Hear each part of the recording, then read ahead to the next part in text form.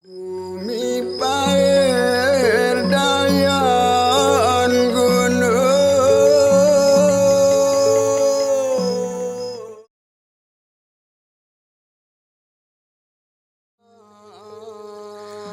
Halo polong renten selapuan, kumbe kabar EP pada jelo ini?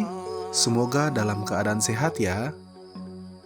Di bawah naungan kaki Gunung Rinjani yang megah, bagian kesejahteraan rakyat Kabupaten Lombok Utara hadir menyapa Anda.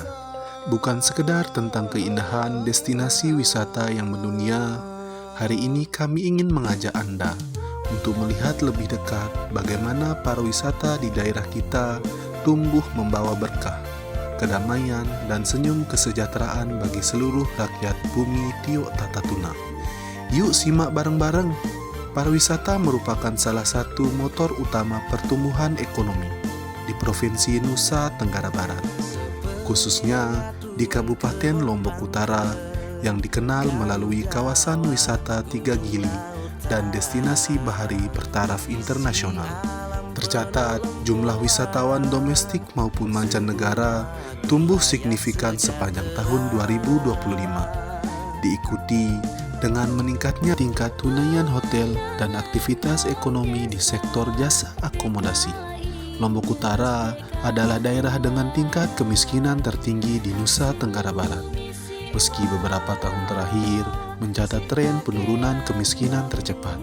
Kunci pertumbuhan ekonomi di sini bertumpu pada multiplier effect, yaitu efek berantai dari para wisata. Lalu, bagaimana efek berantai ini bekerja? Yuk kita bahas bareng-bareng.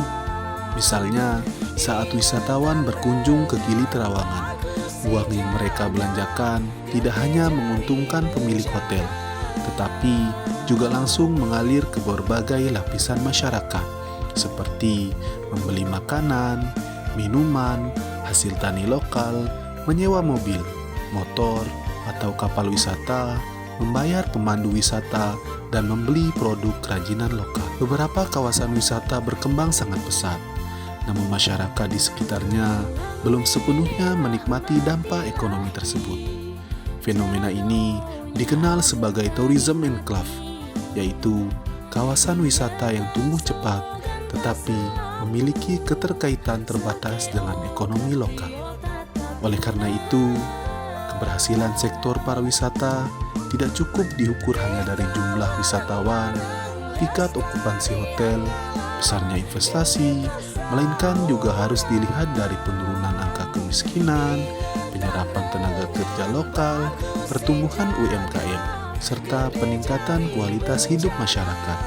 Dalam konteks ini, bagian Kesra memiliki peran yang sangat strategis. Paradigma Kesra modern tidak lagi sekedar menyalurkan bantuan sosial, melainkan harus menjadi jembatan yang menghubungkan pertumbuhan ekonomi dengan kesejahteraan nyata masyarakat.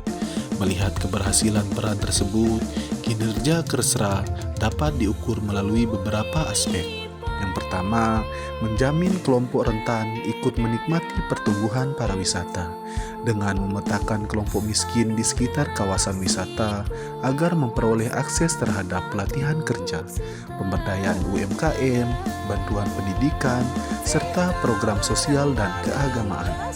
Kemudian, mengintegrasikan data kemiskinan dan pariwisata. Yang ketiga, mendorong hibah yang produktif, yang tidak hanya bersifat konsumtif, tetapi diarahkan kepada kelompok sadar wisata, UMKM pariwisata, ekonomi kreatif, serta lembaga pendidikan berbasis masyarakat. Pariwisata di NTB memiliki multiplier effect yang besar terhadap perekonomian daerah. Namun, dampaknya terhadap penanggulangan kemiskinan tidak terjadi secara otomatis.